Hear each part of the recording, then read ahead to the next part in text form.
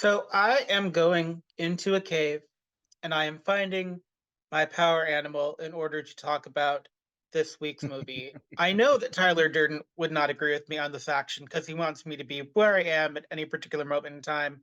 But he also financed the buying of a house on Paper Street that smelled terrible and was crumbling around him, just like everything else. So I don't know how much of Tyler Durden's advice I'm going to follow, but I'm John McDonald. I'm an American playwright, and I'm here with Magnus, and we're going to talk about Fight Club. Hi, Magnus. Hello. Uh, so Fight Club indeed. Oh, I wonder what our rules would be if we had one. My rule would be always make sure you double dip the wick when you're making the candle, because if you don't do that, you won't have a big enough candle to burn properly. I know that sounds tangential, but I always think if I did a Fight Club, it would have like also a craft fair component. Like, why not learn folk art while you're beating up other people? You know? Indeed, you could try out all of those new things that you made on each other, like Yeah, candlestick fights, smacking each other with your wooden sculptures. You know, let out the artistic creativity through destruction as well as yeah. creation. And I mean, I always did want to learn glass blowing, even before Blown Away decided to blow the lid off the term glory hole in a different way. I always did want to learn glass blowing. And Fight Club was, of course, my pick for Misunderstood May. So before I talk about why I Mm. picked it, what did you think about when I proposed Fight Club for this month? When I saw your suggestion for it, I have to admit I straight away knew why you picked it. Um, because if you were just with a passing knowledge of this film, you would look at the posters, the stock images that you've seen, and the name, and you would come away thinking, yes, I know vaguely what this film is about and the story, but it's totally not that. Um, so in a way, the surface level skin that you see of the film very different to the substance of it. So, yes, I knew straight away why you decided to pick this. Yeah. Um, and I have something of a personal love for Chuck Palahniuk. Quite famously, I once Mm. did a meet and greet for Fight Club 2, the graphic novel follow up. And he was like doing stage photos where he was choking everyone in line and calling us all space monkeys.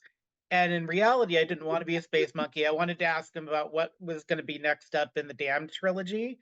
And I totally chickened out. So I have a picture of him choking me, but in reality, what I wanted to do was talk shop with him mid line. But I understand it. And of course, Space Monkeys is a big thing in Fight Club. Mm. And so I understood. It was too much peer pressure for me. And I totally wussed out and being like, no, I actually did ask him. He didn't know what the title of the third book was going to be at that point. Mm. But yeah, so I have a picture somewhere of Chuck Palahniuk actually like fake choking me, and he did that to everybody in line that day. That must have been a very long day, and his hands were probably very sticky afterwards because space monkeys probably don't shower as much as they should. They did not shower in this movie. The one time we see Edward Norton like bathing himself in this film was like taking a bath in the dilapidated house. I guess maybe it's potentially that the Brad Pitt version of him showered after sex with Marla, but I don't get that vibe from him. He just seems like he'd be very sweaty and sticky all the time. So I don't know. Mm. Heavy was scent, shall we say? That Um, that's one way to say it. Yes. oh, darling, you'll never be a space monkey to me. I No, see you thank you. more as a delightful theater chimp. Thank you. Yeah, I couldn't. I also could not stand on someone's porch for 3 days. I mean, I probably could have in like college when I was super in my feelings. But like the process of becoming a space monkey is both too arduous and also I don't own a pair of black boots, and I'd look better in brown boots anyways. So Oh, so I suppose since it's your theme, you should really kick us off, my dear boy, and sure. take us straight in, take us into the Fight Club, so to speak. Yeah. So first off, Fight Club has been talked a little bit to death too because it was probably the biggest film of '99, arguably one of the biggest films for all three of its main stars. And so I'm going to try to avoid just reading Wikipedia stats. I do like it as kind of talking about David Fincher's body of work because he's directed. But the first thing I'm going to do is for people that only have a passing idea of Fight Club. Fight Club, the film, is based on Fight Club, the book that was written by Chuck Palahniuk. And Chuck Palahniuk um, actually had a fair bit of input into the film, which is why it's very close to the source material. I actually think it's better than the book, especially in about the middle of it, where I feel like the book just really does turn into a cash me if you can heist thing. I think the chase and the revelation of who Tyler Durden is isn't done much better in the film. You actually feel Edward Norton's like, "Oh shit, what have I done?" moments as he's starting to Mm, piece together the reality of the situation he created for himself. mm, Um, I think the fact that Chuck Palahniuk is queer really informs the homoeroticism in this movie. This is like one step away from just being a flat out gay porn, which I'm not mad about. And I'm going to have to mark this episode explicit because I've already cursed once, but that's just, par of the course for Fight Club. mm. Um, And yeah. again, like, if you just had a surface level knowledge of the film, you could clearly see the homoerotic I was gonna say undertones, but No, Brad they're Pitt's overtones. Yeah. Brad Pitt's, like, super macho, shirtless, poster that was everywhere in the past, and kind of I feel this cemented his, status as a, sex icon from that period. Um, that Well, yeah, it was yeah, pretty he's been a sex icon since Thumb and Louise, where he played the drifter that mm, sleeps with either Thumb or Louise and then runs off with their money. So yes, he was always banked on Fight Club, Seven, and The Curious Case of Benjamin Button, which were the three movies he did with David Fincher that I think are the three of the best of the David Fincher Brad Pitt movies. They really dive into him beyond sex icon. Here in Fight Club, that the anarchist element of him, I think, is really great. And in Seven, giving room to Morgan Freeman really works. The Curious Case of Benjamin Button, which is his kind of story about heartbreak and being out of place and out of time without destroying the world. Um, they're three very different movies, but they're very much of the time period. Fight Club's from '99. Also in '99 with Fight Club, um, I don't know how many people knew that Chuck Palahniuk was gay because Fight Club was like his first big novel. So I feel like part of the misunderstanding is that people think it's homoerotic. They don't realize that it's about as openly queer as you can get for a film. oh, indeed, and I mean, you just have to really see the dynamic, between the 2. I was always gonna say 2 leads, but is it really fair to call them 2 leads when they're the same entity, but different facets of their person? I think Hmm, for the purpose of this film, you'd want to. In the book, yeah, it's less clear. The film mm, does a really great thing that an adaptation can do well, in that it takes one medium and moves to the other. So in Fight Club, the book, it's not as explicit, and the chase reveal where we find out Tyler is the same person, Brad Pitt, Edward Norton. It's a bigger yeah, reveal. In the film, they encode Brad Pitt in little places um, mm, earlier, and then the reveal they go back and they show the actual like events from other people's perspective. And this is a yes, real great thing about YouTube is that people have gone through and they've broken it down. It's about 8, 9 years old, but if you like YouTube Fight Club, you'll find plenty of videos about all the Easter eggs, which aren't Easter eggs, but they were intentional things done by Fincher and Yules and Palahniuk, whose name I'm sorry, Chuck. If you listen to this, I'm very sorry. Your last name is so hard to pronounce that I don't know how to do it with the I and the U together. So I'm going to say it like 10 different ways. And I'm sorry, Chuck. I want to work with you. Please respect me. Choke was not as movie as people want to say it was. I don't think mm, Choke was nearly as bad as people think it was. But mm, also, I'm really sad that you cast Jared Leto in this movie. I wish we wouldn't have had Jared Leto transition into film. But thank you for Angel Face. Wish it wouldn't have been Jared Leto. But other than that, great movie. Few notes. Yes. So going back to the narrator and Tyler, with Tyler being narrator's shadow self, or maybe like just straight up his repressed side and such.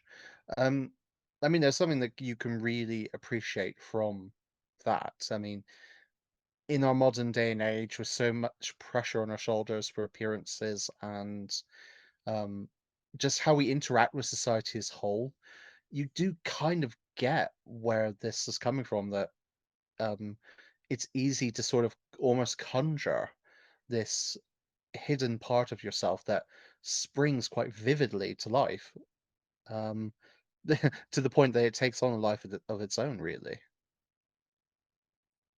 Yeah, I'd agree with that. I think that's part of the misunderstanding of the movie is that glorification of violence. Whereas there's a version of Fight Club where it's not Fight Club, but where it's a group where men actually go and talk to each other instead of pounding each other into a pulp.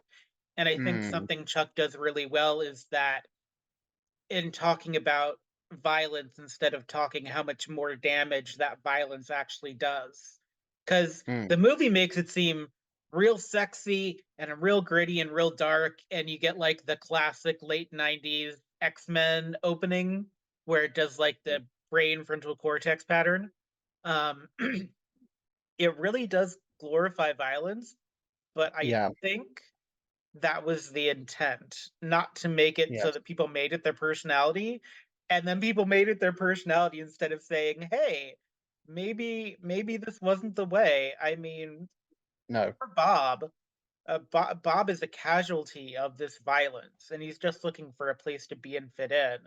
And like mm, that's the moment Edward Norton realizes that things are going off the rails. Is yeah, after Bob's death, and like he has to reclaim Bob's name for him. mm, And people just misunderstand the hell out of this movie. And there was no movie that would be probably better to talk about than Fight Club for Misunderstood May. mm, indeed.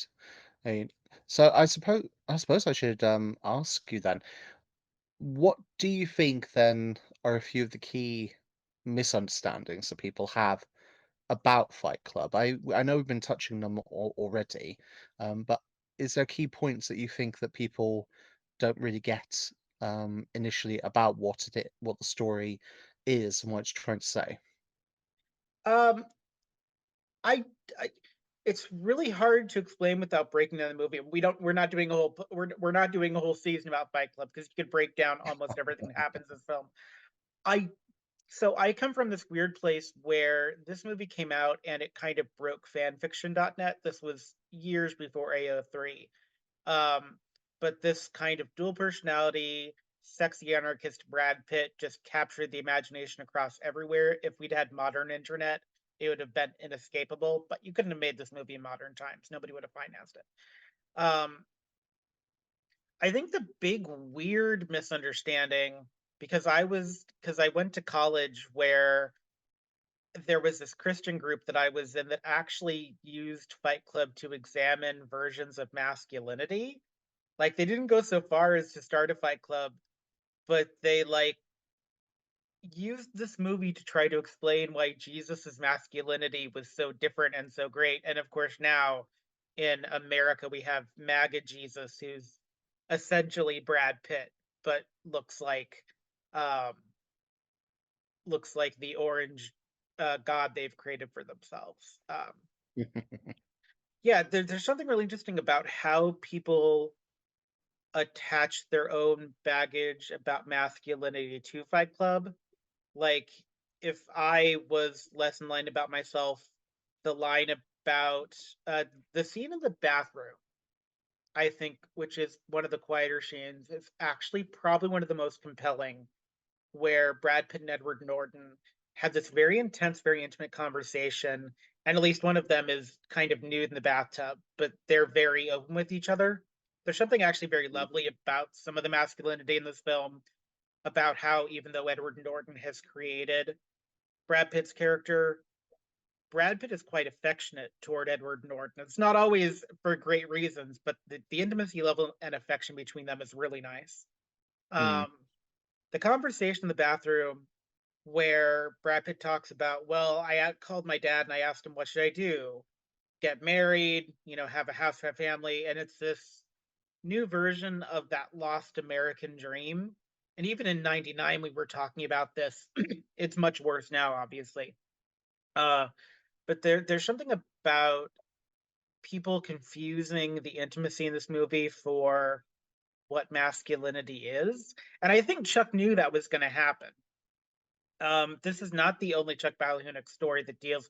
Almost all of the stories deal with the idea of intimacy of self versus intimacy of community.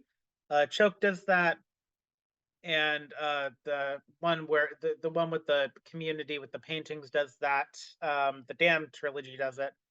It's one of his strongest writing tools, I think, is the examination of intimacy and how we relate to each other. And you see that in Fight Club, but people really take this as a like symposium on masculinity, and bad actors definitely choose to willfully misunderstand the film. Mm. I firmly believe.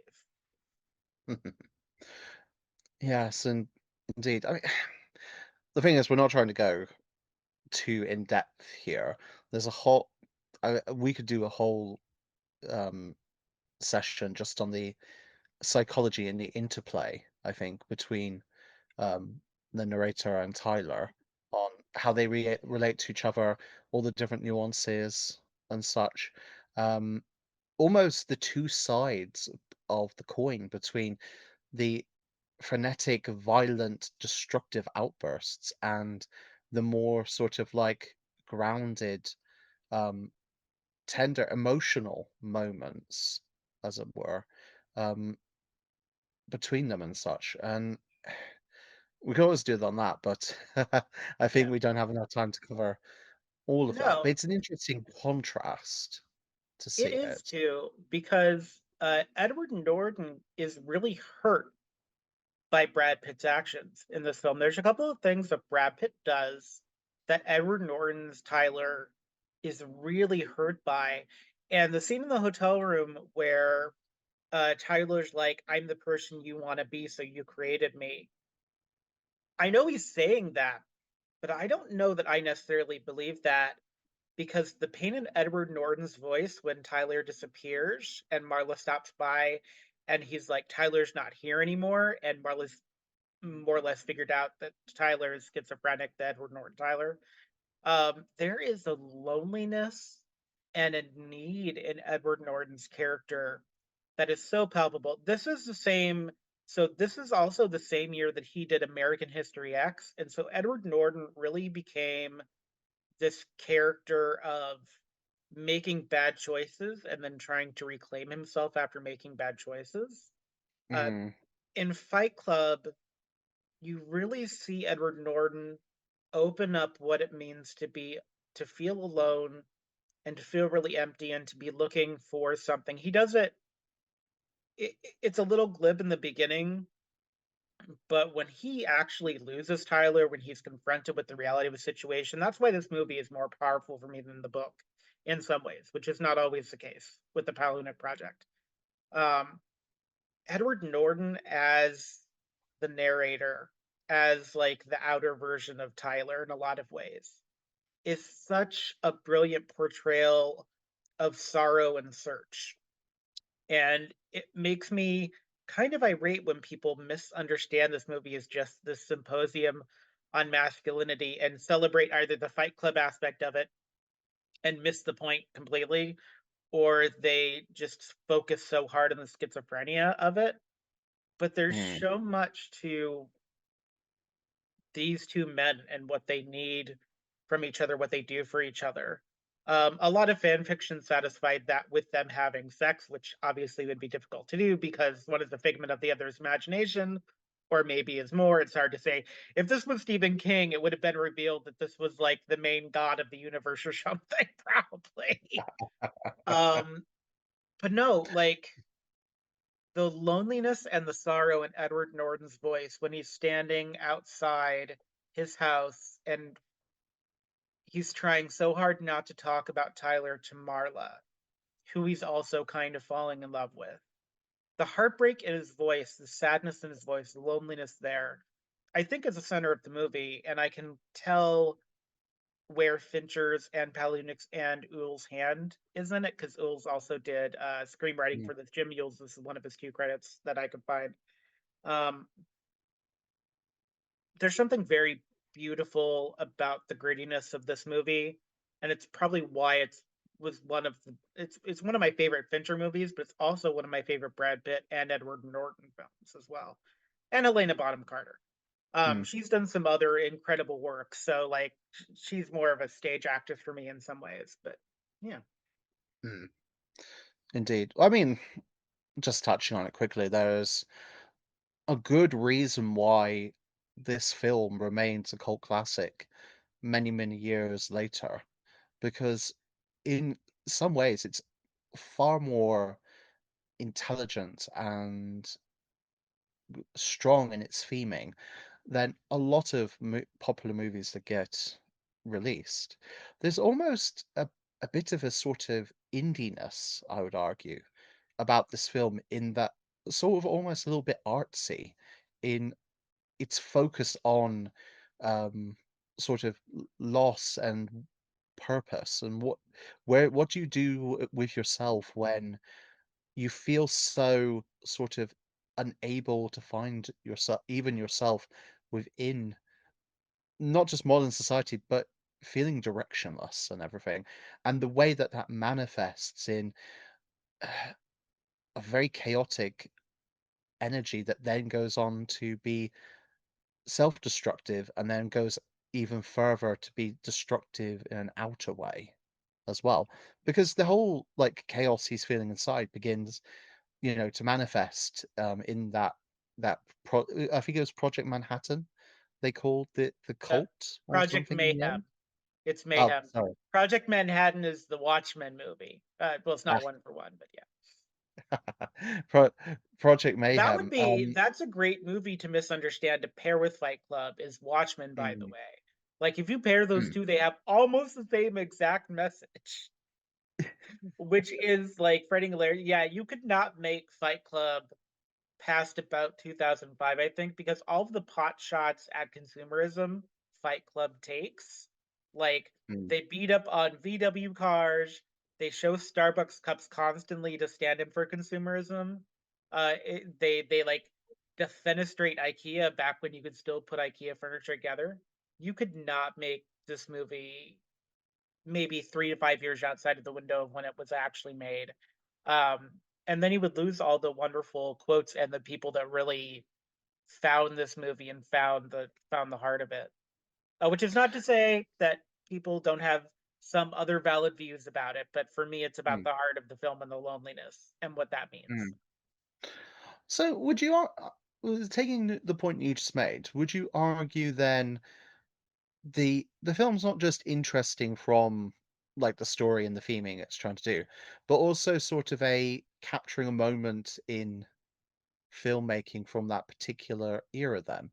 Um, because if they were trying to do a similar story today, by the sounds of it, you feel that it would be quite different. They wouldn't be able to create it as it was today because time and the ideas of capitalism have moved on from them. I don't think you could make it. I straight up think the studio system would sabotage this film and no one would have ever seen it. It probably would have premiered at just Sundance and it would have been a quiet premiere and it would have been like great for the 10 people that like were following Brad Pitt's career at that moment or whatever. He was still quite famous an actor, but he was more known for tabloid stuff in '99 than I think it was from. I could be wrong about that. I do love Brad Pitt, so I don't want to misconstrue that. I think the fact that it takes such big pot shots at consumerism from a consumerism medium means that the studio would have edited it to death. Mm. I don't think I think Fincher is part of the reason why it succeeded because Fincher had the cachet. Because in '99, he'd done The Game in '97 with Michael Douglas, which is a fabulous film. He'd done Seven in '95 with Morgan Freeman and Brad Pitt, which had been box office gold. So he had some cachet. He did Indiana Jones and the Temple of Doom in '84, which is probably one of the most classic '80s movies of all time. So it probably helped that it was David Fincher. There's something about it that's interesting is it is a movie about consumerism that is anti-consumerism by nature, but the amount of Mm. stuff that was created, including the video game based on Fight Club, that is consumeristic. The amount of posters. I swear to God, one year someone almost actually got me like the Fight Club soap because that was a big thing after the movie is that people would actually like not Etsy, but like there was like Fight Club soap you could buy. So there's something about this movie that is both consumerist and anti-consumerist, and I think part of that in Mm. '99 was you kind of had to be consumerist. That was just what the nature of merchandise. Mm. That was not as big a deal in the '90s either. Like, yes, these Batman Forever glasses at Burger King that are, probably not made with the best materials, but come with your Happy Meal for an extra upcharge. That was not a big deal. People expected merchandise. Like, we're a little Mm. righteous about it now. If you made Fight Club now, you'd almost have to make Brad Pitt almost more righteous to get in tone with the times we live in a way. And I'm not Mm. saying that's bad again, but I'm just saying, like, we were more comfortable with anti-capitalist messaging in films while the film itself was Mm. capitalist. And Mm. Chuck Palahniuk was a relative newcomer in writing at that point for like big bestseller writing, and so he wouldn't have had the power to make those kind of changes. I do firmly believe you would never, like, you'd never get Fight Club approved now. You'd have to do it indie, or like you'd have to do something in press that would kind of devalue the message of the movie and its anti-consumerism claims. I think the way that Choke got pilloried, which was the follow-up film from one of the other Chuck Palahniuk books. It's not a sequel. It's just another of the Chuck Palahniuk stories. People defenestrated Choke, and Choke did not deserve the hate that it got. It's just so different from Fight Club. People were expecting more Fight Club, but Chuck's work is so different in all of its iterations. So yeah. Mm. No, I know what you mean. They would have portrayed him as an anti-hero in today's terminology, which that just sticks so wrong. But I can see them giving him that. Uh, I don't want to say title, term and such. And the fact that Fight Club is actually technically a franchise due to the fact it's had sequels and such and spin-off material and everything, I think is a Yeah, delicious irony for I the story. I do think the graphic novels don't serve the film. I think if you like the film, it should stand alone. I feel like the graphic novels are much spiritually closer to the books. And they have some contentions that either I'm confused by and I'm misreading them, or they're just not great. So, for instance, one of the threads in the graphic novels is that Raymond, the kid that they make a big deal about in the film of getting freed by Brad Pitt, Edward Norton, he becomes this really kind of vain frat boy in one of the graphic novels, and they have this Mm. like conversation about they have to go back and they actually have to pull it. They end up like killing him, if I remember correctly. I have them around here somewhere. I didn't read him for this, but so like it feels more satisfying just to have what happened to Raymond happen in the movie. And maybe the point is for it's not being a satisfying conclusion, but I actually liked the idea of quote unquote freeing Raymond. And so to have him basically go the same way as Bob just for in universe continuity, I don't care for that too much. And maybe I'm in the minority on that, but I think this film stands alone better. And if you're a fan of the comic books, it's probably just spiritually much closer to the book in my mind, I guess. Mm, yes. Mm, sorry, just trying to think of where to lead my next point to at the Sure. second.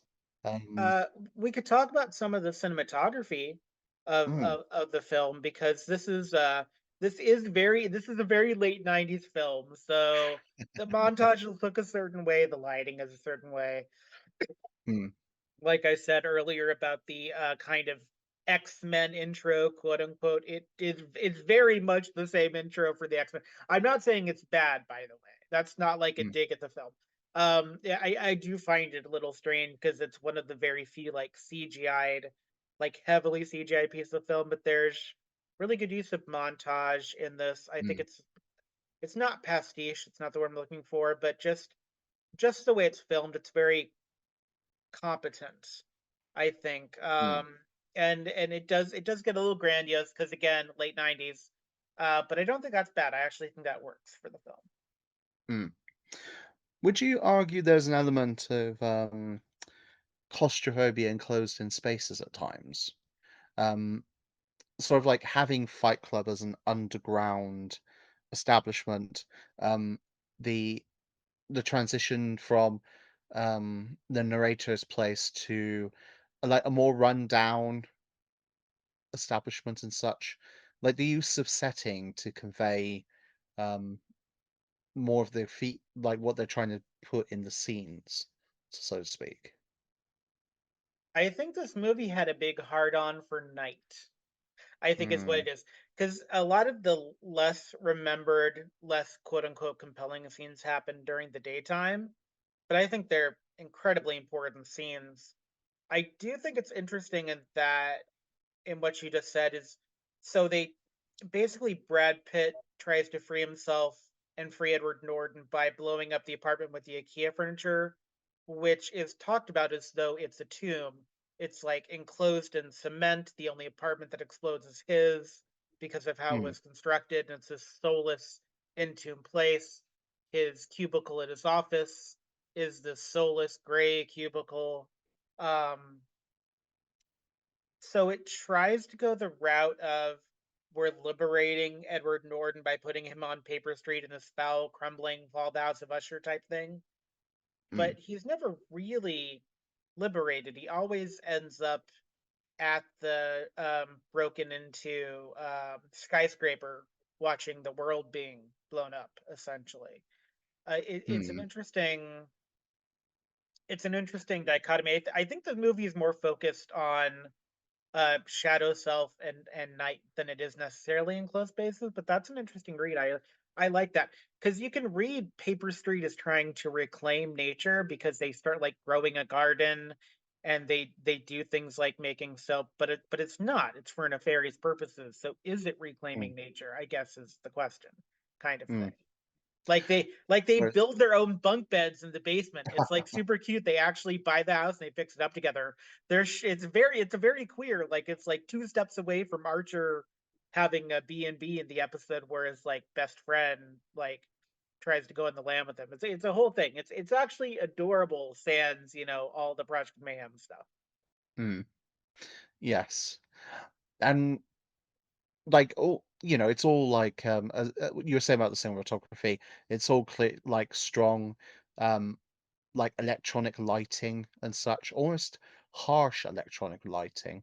Um, Reminds me slightly of The Matrix in some scenes, because of the fact of like the choice of using like harsh lighting or soft lighting to convey sort of like an intensity to scening, and because the fact it's at nighttime, it just makes the lighting so much stronger. Maybe that was the thing. Maybe also the lighting, the choice of strong electronic light, and as you say, that a lot of shadows and nighttime is meant to convey the dichotomy between these two individuals. Um, Not necessarily saying, to be honest, though, that the narrator by any point of view is the light half, 'cause he's clearly not. But I wonder whether it's a sign of maybe the light trying to push through, like, to show him the truth of the situation. Um, Well, and The Matrix is also an interesting story, to go with that too, because it was also around this time. It also got, memed to death before we had memes. But it's also a movie about searching. A lot of these movies in the 90s before we hit the 2000s did have an element of searching to them. And I think Fight Club and The Matrix both do that work really well. Um, mm, there were no white rabbits in Fight Club that I remember though. That would be a good movie for a Jefferson Airplane moment, really. mm, indeed. Eh, mm. So moving on to another point. The we focused on the main pair of this movie. Well, the two in one, so to speak. Um, the supporting cast, though, we haven't really touched upon them too much. We mentioned about Bob.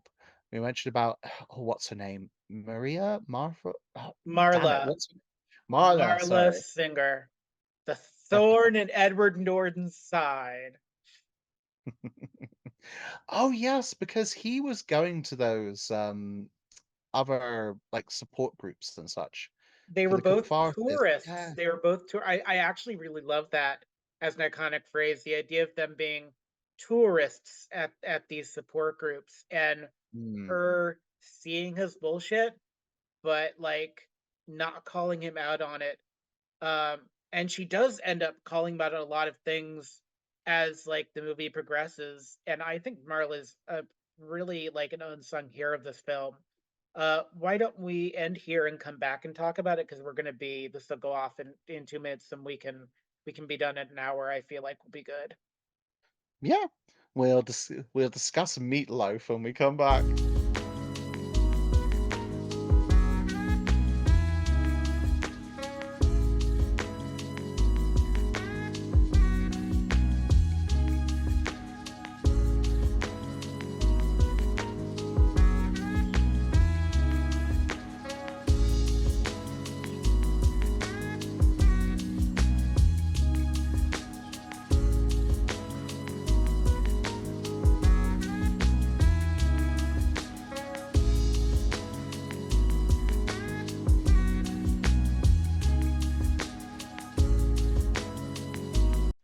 So let's start with Meatloaf, and then we'll end with, the 2 other major characters of the film that are not.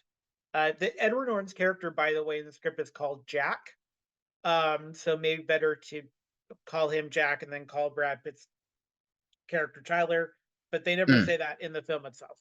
Um, yeah, so let's start with meatloaf as it is a tasty dish.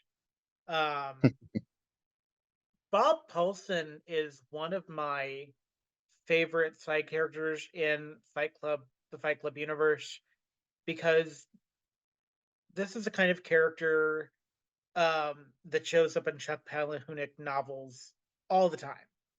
And to be Mm. able to actually capture that on film in a way that works, that doesn't feel transphobic, that doesn't feel like it's making fun.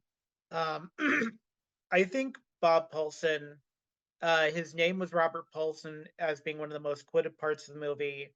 And having that be the moment where the whole thing is going off the rails for Edward Norton, and he finally is realizing how much control he's truly given up to his other self.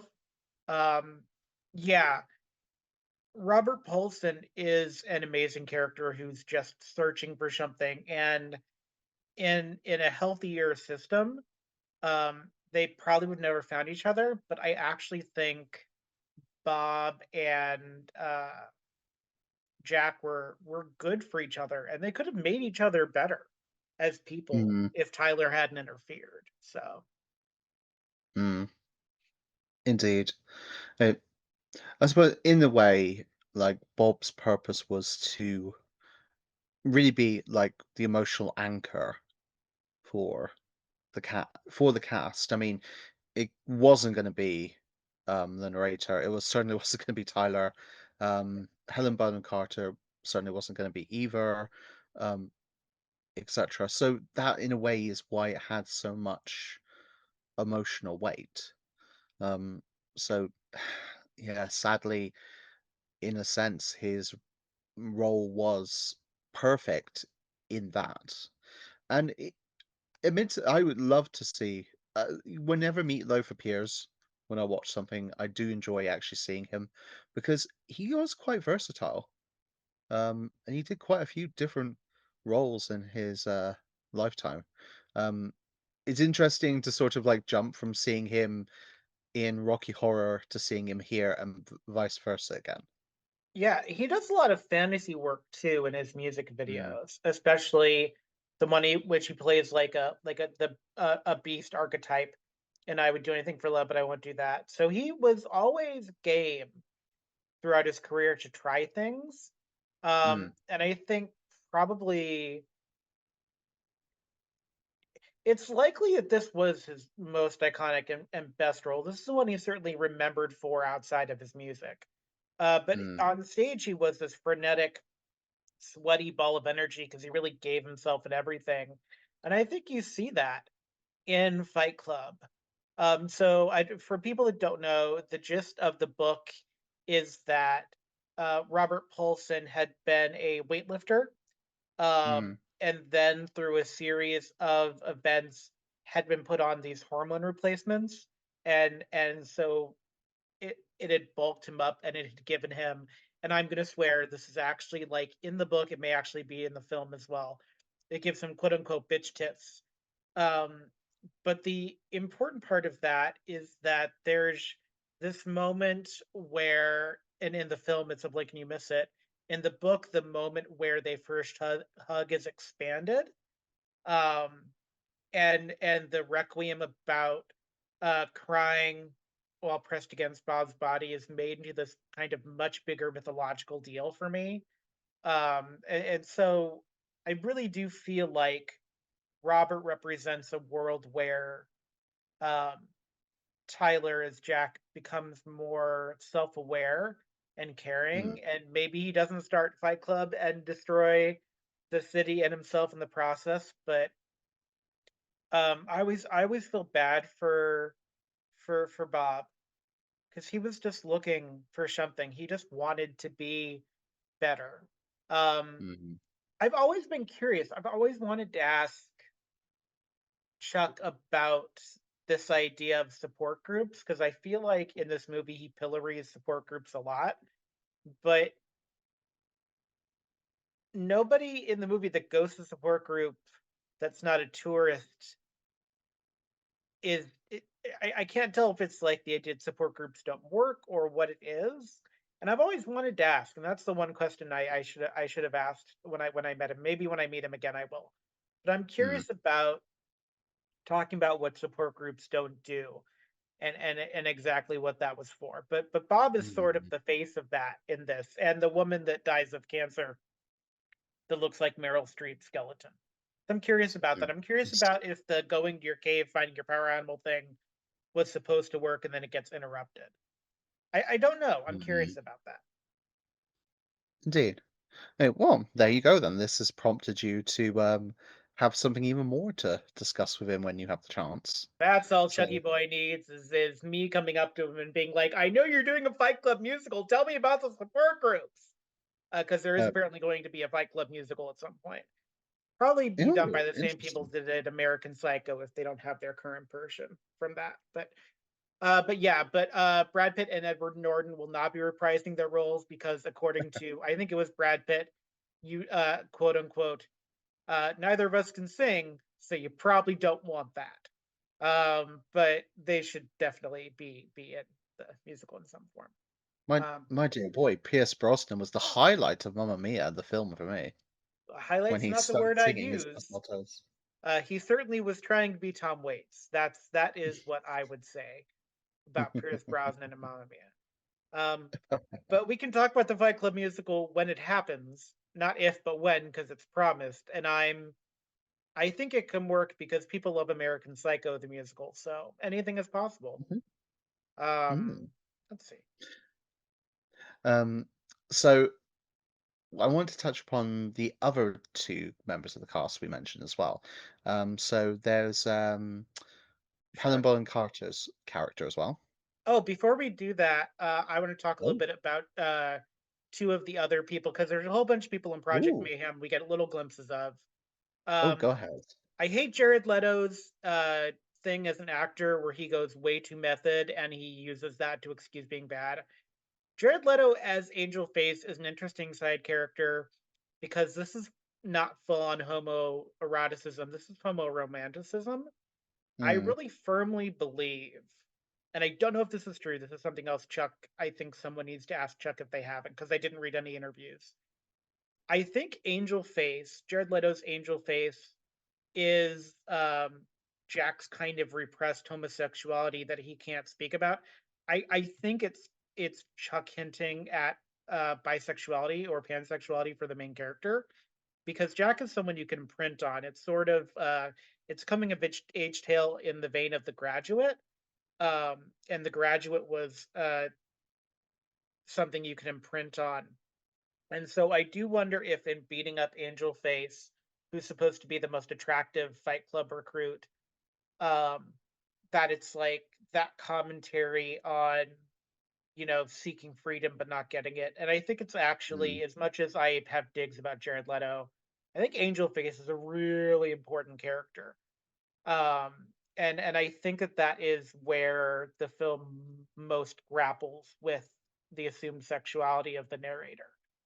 mm, Um, and it's so small, but it's such an interesting moment, and it does give you that big iconic picture of Jared Leto's face smashed into the cardboard and cement. Um, there's something so sexual and graphic about Fight Club, and I think that like I wanted to destroy something beautiful. There is so much in that line, and it's so exciting and fetishized, and like that's the moment where I like want to like do a standing ovation for Chuck and David and Jim. I guess I should do them for Jim too. mm. Um, Yes. and then I would like to talk about the first Space Monkey, if I may as well. Unless you had something more about Yeah. Jared Leto, I Oh, apologize. no, no, no. I think you've covered everything with that. Yeah. So talk to me about Space Monkeys. Yes. So the first Space Monkey does have a name. It's in the script. I don't think they ever say it in the actual thing, but so they have a whole bunch of people join Fight Club, but none of them really step up and come to Paper Street before, and I'm gonna butcher this name because I can't tell if that's an I or no. Iowan Bailey? Eowyn Bailey? So the character's Um, y name, go ahead. yes.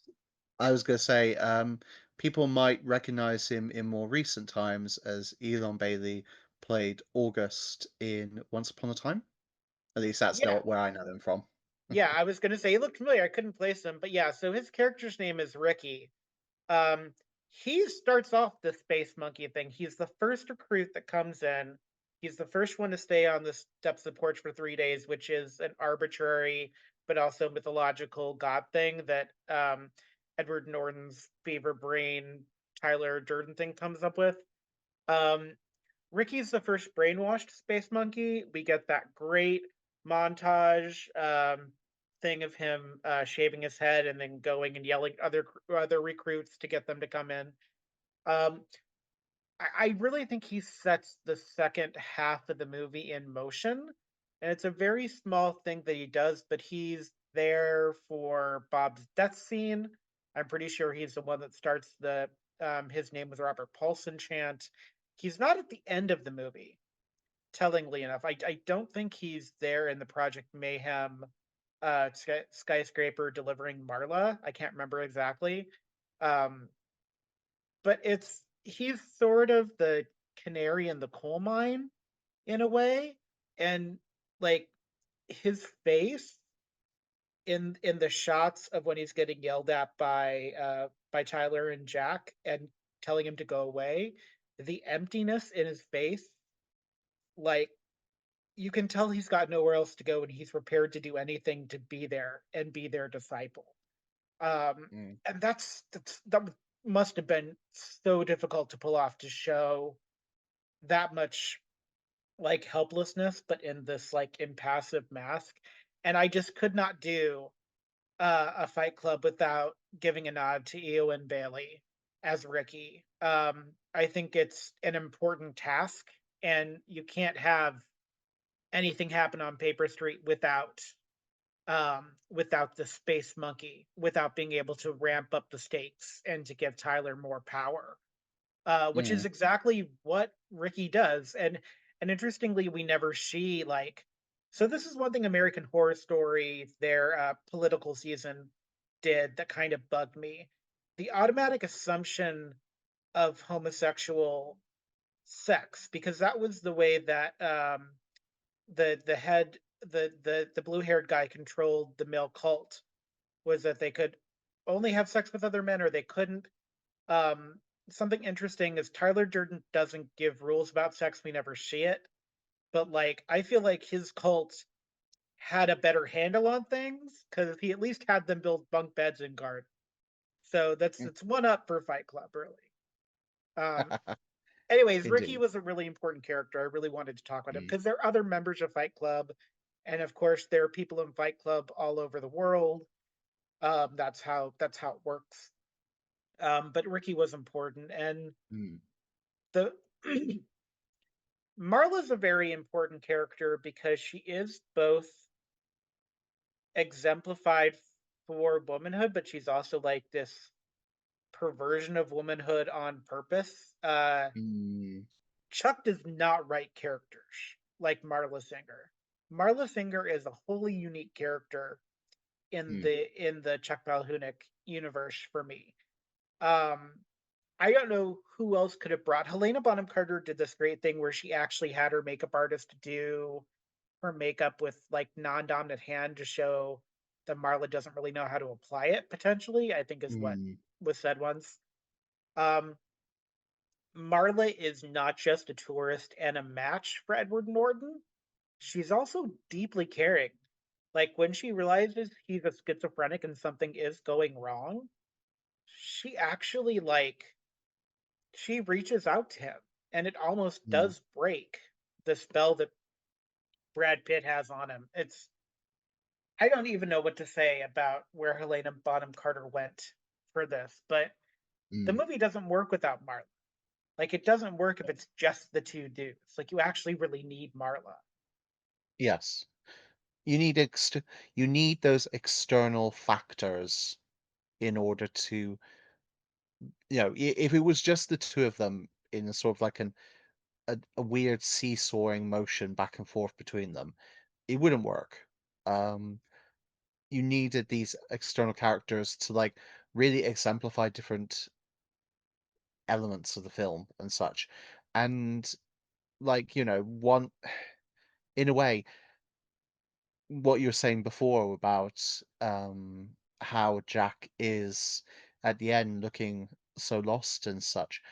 It's strange that he has um Marlowe there, but he still feels lost in a way, even though she's reaching out to him. So it kind of almost underlines like that powerful message within the film that even though he's got people that are like there, like Bob could have been potentially there for him as well.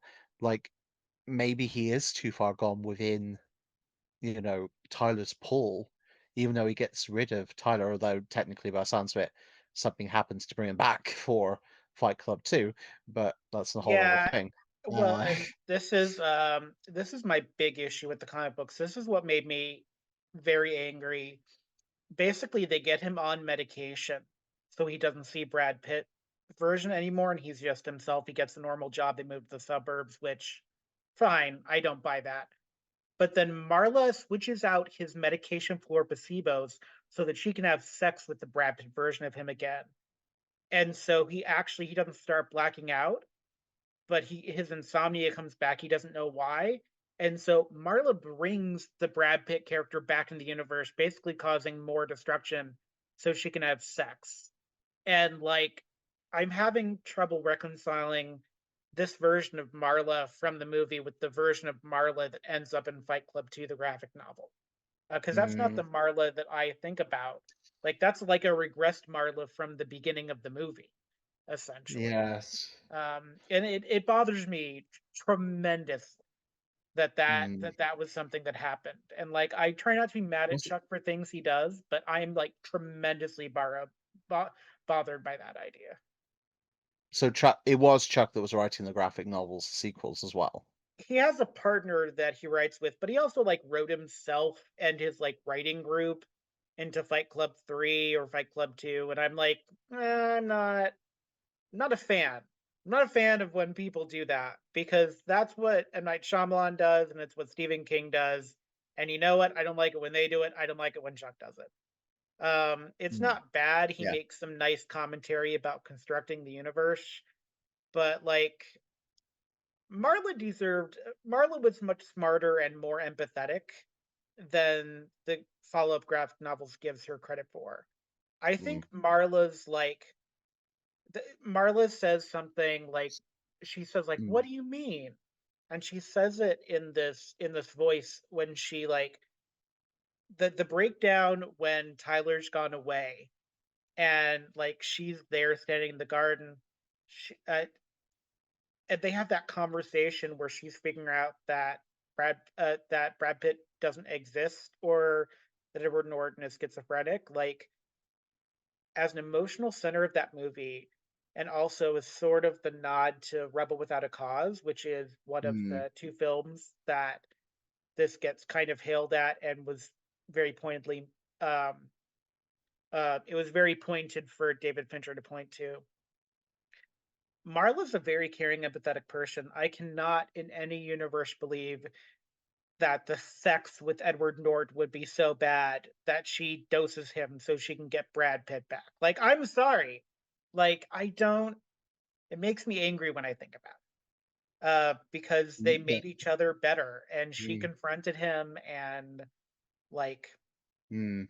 Helena Bonham Carter did a great job as Marla. Hats Yeah. off to you, Helena. Really, like you Mm. really kept the movie from going to an uncomfortable place. So, Mm. congrats. Ah, indeed. Well, we're sadly reaching the end of time today. Yeah. Um, just so I'm just wondering, do you have some final thoughts on your feelings towards Fight Club and um, any conclusions that you feel people should know about it? Sure. We're not going to have time to talk about Paper Street as a character, which would be my unofficial second other main character. I think Hmm. something about it as a kind of a clubhouse location for revisiting Boyhood is one of the better tie-ins to the graphic novel series. I don't know how intentional that was. I think Paper Street is a great character, and as far as set design goes, it works really well, not just for Project Mayhem, but for when it's just the two of them in this intimate clubhouse space. Um, we're not going to have time to talk about the quotes of it. I do want to just at the end, though, talk about a couple movies that kind of live in the line of succession with Fight Club quite purposely. So I'm thinking about 2016's Goat, which is Nick Jonas joins a fraternity or is in a fraternity. Not Scream Queens, where Nick Jonas is in a fraternity, but Goat, which is a film about hazing. Um, 21 and Over, which is the comedy version with Skylar Astin and Miles Taylor. And then there was a movie that I found out about that I haven't seen yet called Horseplay, which is sort of this different versions of queerness by Marco Berger and this group of friends that come together to test each other's boundaries at like this like weekend away. And so I think about when I think about Fight Club, not just about kind of the cultural zeitgeist and about American Psycho and things like that, but I also think about its what it's brought to us on screen and how its look at destructive aspects of toxic masculinity and things like that end up leading right to films like Goat in some ways. And Mm. I'm interested to see where else it will show up because I think there's been some places where it shows up that's unexpected. I'd love to hear from our audience of what other places you think Fight Club has leaked into the subconscious, not just the quotes, but like what other movies do you see Fight Club in? I'm going to be trying that as like a optional Q&A on the Spotify because we have that option and they won't let me shut it off. So we're going to see if that actually works and if anyone actually replies to that, and if someone does, if they show me those replies. So what films do you think Fight Club, like where can you see Fight Club in other films after 1999 sort of thing, or TV shows? Oh, sorry, were you asking me or the No, audience? it just yes, moment for the audience to process the question. But also, if you have thoughts, that's perfectly fine too. I love thoughts. Thoughts are great. Invisible Monsters Remix is one of Chuck Palahniuk's best other books. That's my other thought. So Oh, indeed. I mean, um, well, I don't, to be honest, you've covered everything that I think I could have actually said, and you've done it so much more eloquently, sir, than I could ever put into words myself, but you regarding it. also So just let me talk a lot, so I appreciate that. So you have a great deal of passion for this film, so I enjoy um, hearing your thoughts on it as much as I'm sure our audience do as well. Um, so yeah, it was fantastic to be able to talk to you about Fight Club today it and to was go over truly some the of the Barbie of great 1999. points. Oh, that would be interesting watching the Kens go properly at it, which they kind of almost did in the Ken War, but in a very, well, still in a very playful way. Yes. All right. Well, thank you Yeah. everyone for tuning in today. Oh, unless you Mhm. wanted to do the outro, I Oh no, we no. don't practice the intros outros before we get here. We just kind of let them happen Mhm. as we will. No, sir, you could do the outro, sir. All right. So we have two rules in this podcast. One rule is always make sure to double dip the candle when you're putting it in the wax to make sure you have enough of a candle. The other rule is that everything is gay, even the straight stuff. And if any movie can prove that everything is gay, it's going to be David Fincher and Chuck Palahniuk's seminal 1999 masterwork, Fight Club. Thank you for joining us for Misunderstood May. I believe June we have coming up. June is year month, isn't it, Magnus? It is, yes. Yes, and we're very excited to talk about all things Magnus and maybe to bring some summer shorts in for July and August. Um, and also just to have more wicked gay fun with you. I guess now I have to go find someone to fight because technically I am a space monkey. I did get choked up by Chuck Palahniuk at a comic book signing, so I think that qualifies me as a space monkey, whether I want to be one or not. Luckily, I don't have much hair, so shaving my hair off isn't going to be a big problem for me. So that's great as long as I can still have the beard. I don't look good without the beard. No, you're a theatre chimp. We decided on that. It's true. But if Chuck asks, I may have to say yes. He has more money and power than me currently. So, Yes, indeed. all right. Thank you, everyone. And we hope you have a great day. And we'll see you next time on Everything is Gay, Even the Straight Stuff, Season 3. Bye. Bye.